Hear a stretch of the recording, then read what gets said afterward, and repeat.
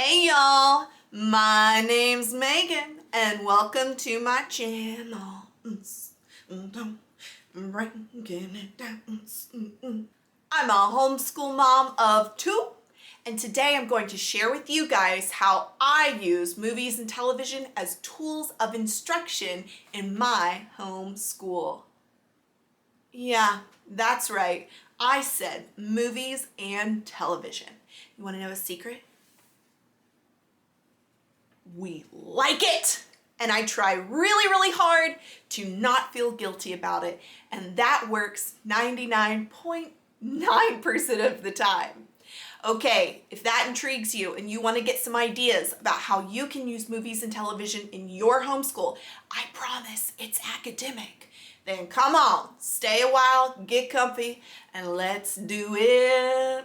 I'm feeling really dancy today, so I don't know. We'll see if it sticks. Look, I know that movies and television in the homeschool community and really the modern American family in general has been stigmatized. And of course, there's really good reason for that and lots of research to show that your kiddos should not be getting just a ton of screen time. So for this conversation, I'm gonna assume that you're an adult and you're gonna give me the benefit of the doubt that I'm an adult and that I use moderation with my kiddos and that I'm not just turning on the television and letting them go for as long as they want to, okay? So we've had that conversation. You're mature, I'm mature, we parent our own children. Okay, well then let's do it. So, just like any other type of visual art, I really do believe that movies and televisions are just that. They are a creative process and can even rise to the level of being art. But just like all art, it's not all good. So of course I do try to find things that I find to be not only quality messaging for my kids, although I don't rely on movies, television, or even pop culture for that matter to instill values into my children. I do try to find programming that matches my ideals or challenges them in a way that brings up conversation and is also just well done. Because I want my kids to experience the elevation that excellent creative practice and talent brings to something like movies or TV. Academically speaking, I use movies and televisions in 4 main ways in our homeschool. So let's start with number 1. I use movies specifically to either introduce or reinforce the plot of a book. See, book, there it is, you're welcome, okay? To reinforce or introduce the plot of whatever book it is we might be reading at the time. I find that this works really, really well for younger kiddos who may have a higher level of interest but aren't really there developmentally to keep up with a long chapter book that has multiple characters, lots of dialogue, and maybe kind of some complex plot or quickly changing plot. Let me give you an example. So when my daughter was 4 years old, we started reading Charlotte's Web. It was actually our first ever read aloud, and it really holds a super special place in my heart because of that. She loved the book. We were having a great time reading it. It was our first winter in the Midwest, and my goodness, we needed something to do that was not an outside activity. So we started reading. But it became really clear as we were going through the first few chapters that as a 4-year-old, she was struggling to keep up with all of the different characters. So if we stepped away from the book for a day or two and came back to it, she forgot some of the minor characters, like, wait, who's Templeton? He's the rat, in case you needed a refresher. And so I actually gave up on this pie in the sky idea that we were going to read the book first and then watch the movie, because that's what you're supposed to do, right? I mean, that's what I always thought was the correct way to read a book and then to watch the movie. So instead, we ran down to the library and actually got both the animated and live action versions of Charlotte's Web. Also, there's this really bizarre sequel that's a cartoon sequel. You should check it out. It's kind of a trip. But my point being, we brought those home, and Winnie actually watched both versions of Charlotte's Web while we were reading the book. And because she was at that young kiddo stage where they want to do things repeatedly, she actually watched both versions multiple times, and that weird little sequel, okay? It did not in any way diminish her interest in the book, which I actually think is another one of those holdbacks to why a lot of us won't just go ahead and watch the movie. We're afraid, okay, we've done that. The kid's gonna be like, I know what's gonna happen, psh, bye. And you know, if you haven't read Charlotte's Web, spoiler alert, it's been out for a while. Something pretty dramatic happens at the end. And even knowing what that dramatic event would be, Winnie was still there, completely engaged in the text. So I'm just saying, if you, as the home educator, want to choose a read aloud that is probably going to keep your attention a little bit better than, I don't know, board books, okay, if you love a good board book, high five to you, not for me, then introducing a chapter book to your littler kids with the movie is going to help them retain that plot structure and keep those characters organized for themselves. And I think it really gives them a more pleasurable reading experience, right? Because in their imagination, they're able to build those images for themselves. And heck, they just know who you're talking about. All right. As my daughter has gotten older, we have also used movies and narrative video games to reinforce plot. So for example, last year we read The Hobbit, which was another near and dear to me. And it took us quite a while to get through because it did take a while to build her interest level. We are huge Lord of the Rings fans. We watch all of the extended versions every Thanksgiving, and it really just made sense for her to be into The Hobbit and to enjoy that. Now, we actually didn't use the movies to reinforce the plot on this one because we're actually planning on watching the whole Hobbit trilogy over Thanksgiving this year. You can leave in the comments how bad it is because I've heard not good things, but because we have that nostalgic rapport for it, I think it'll be good. We used a narrative video game to reinforce the plot for that. All right, here's what I did, because I know that video games is another one that can be like, oh, you let your kids play video games? Yes, I do. And I have really good reasoning for why she does that. But that is a whole other video in and of itself. I am going to link below to an author that really got me started on why and how you could use video games with your kids' academic success below. Their name is Brandin. Fabulous chef's kiss piece, and it's really what converted me to being kind of a gamer. Is that what I am? A gamer these days. And it's been a whole lot of fun for our family. If you want to see a video about that, tell me below and I don't know, I'll come up with something for you guys. The video game we used was the Legos video games, and we used, of course, the Hobbit Legos Adventure. We've also played the Lord of the Rings through Legos, and we played the Harry Potter Legos as well. You guys, they stick really close to the structure of the books. Yes, there's tons of video game silliness. There's tons of little extras added in there, but it actually follows the structure of the books closer than the movies. At least I can vouch for that to be the case for Lord of the Rings. They have characters in the game that did not translate from the book to the movies. So Tom Bombadil, anybody? Just saying.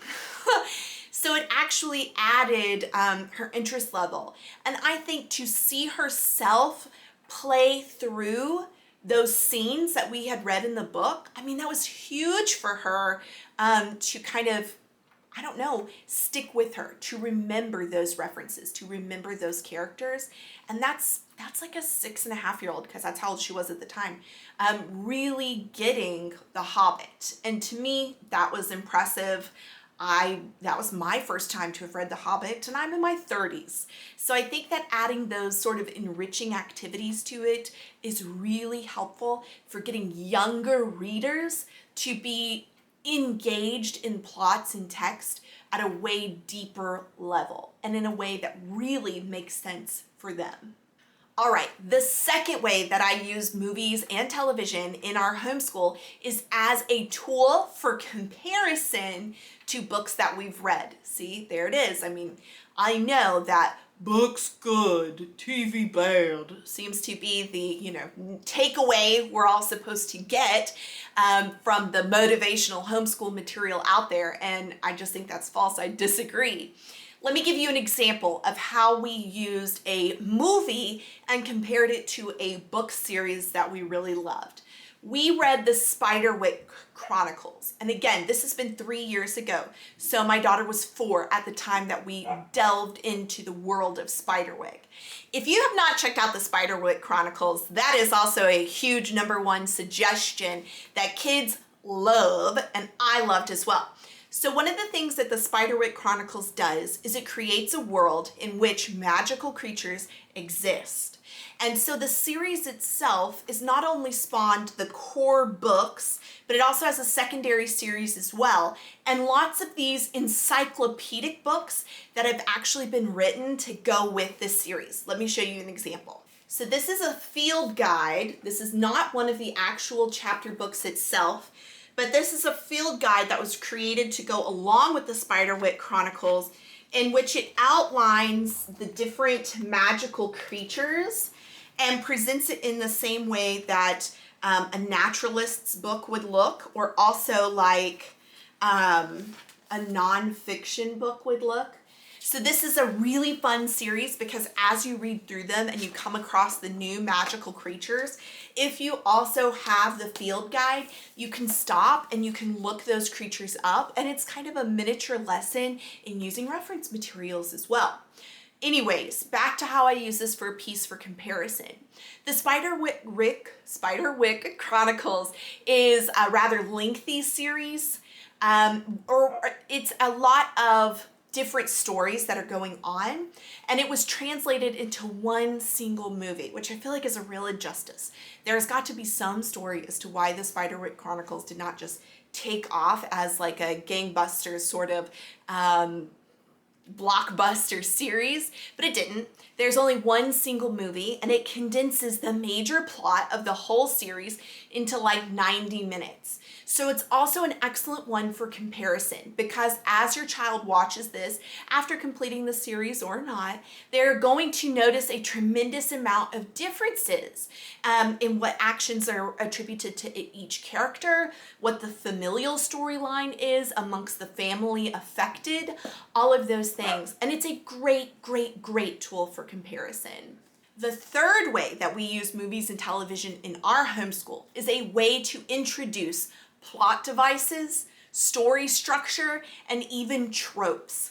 And this is one that you can do really easily. You can fold this right into family movie night. 2 genres of movies that really stick out to me as good ones for this are the Marvel movies, or any superhero movie, which I know are really popular with kids, as well as any classic Disney movie that you want to apply this to. Whatever you pull from that, that's up to you guys. We're not just a huge Disney house around here, but we've seen them, okay? Who hasn't at this point, okay? Kind of in the culture, Anyways, let me tell you a little bit of what I'm talking about.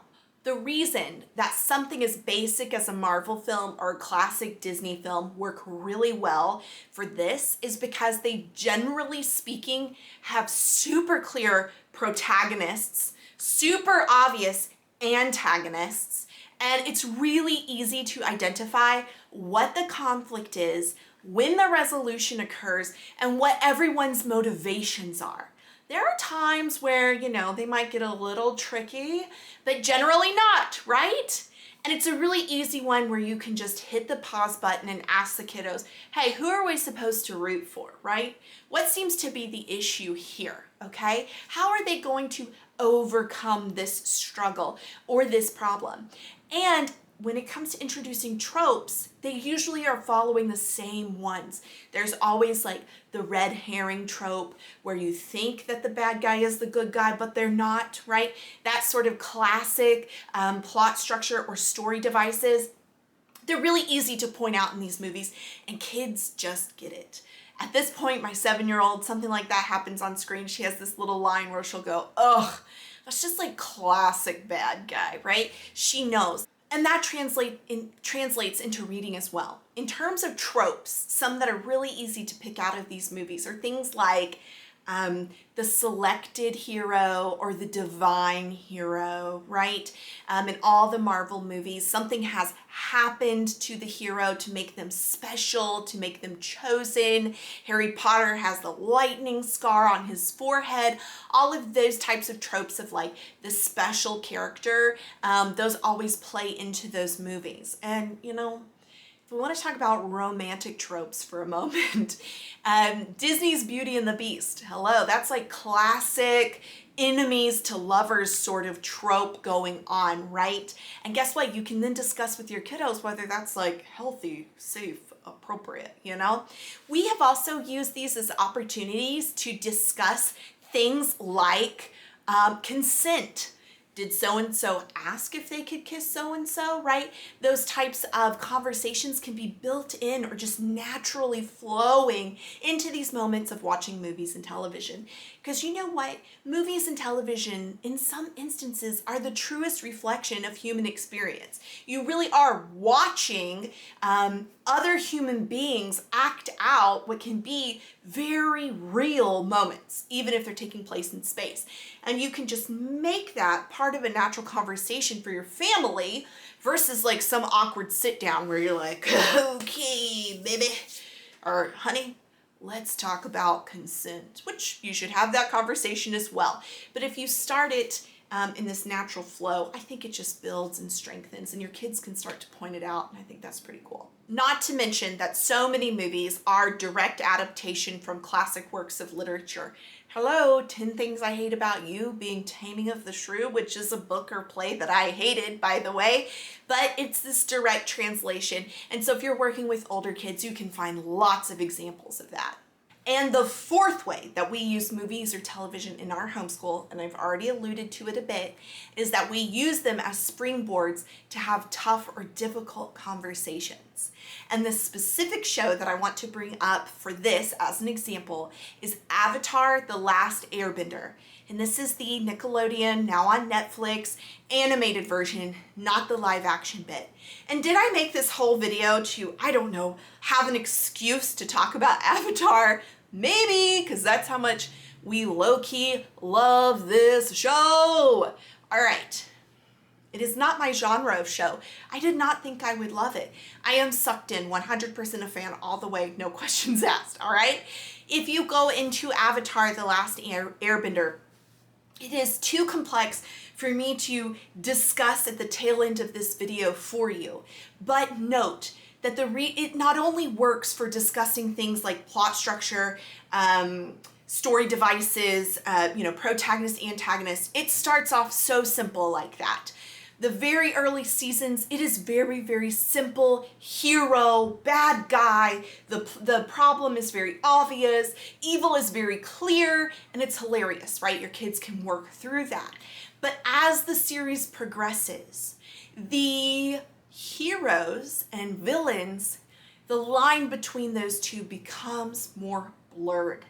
And that is why I think it is an excellent show to start discussing with kids or showing them stories in which this is not black and white. This is not good guy versus bad guy, all right? That sometimes there isn't a right answer to our problems.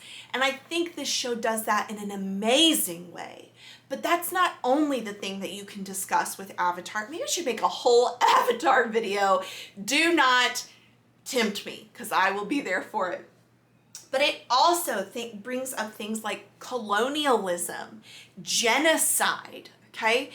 Those things can be, who wants to introduce genocide to their homeschool? I don't know. Guys, tough one, but the world that we are living in, this globalized world of ours, you are going to have those conversations. I think, in order to be a responsible teacher, responsible parent, responsible global citizen. And I think that Avatar gives you a way to discuss that. It is also a springboard for discussing the potential pitfalls of technological advances. It is a way to discuss the validity of the chosen hero narrative, which you guys, I love. I'm, here for it. But it also bothers me because, of course, Chosen Hero sends this message that you have to be special, that you have to be touched in order to solve the world's problems. And that honestly is not going to fly with me. Genius is as common as dirt, in my opinion. So we need to be raising these kids to believe that they can do great things, that they can change the world. And Avatar, it's just a place to do it. And it is awesome. And it will bring you to tears. And it will cause you to laugh. And it will do all of the things. Basically, get Avatar into your home.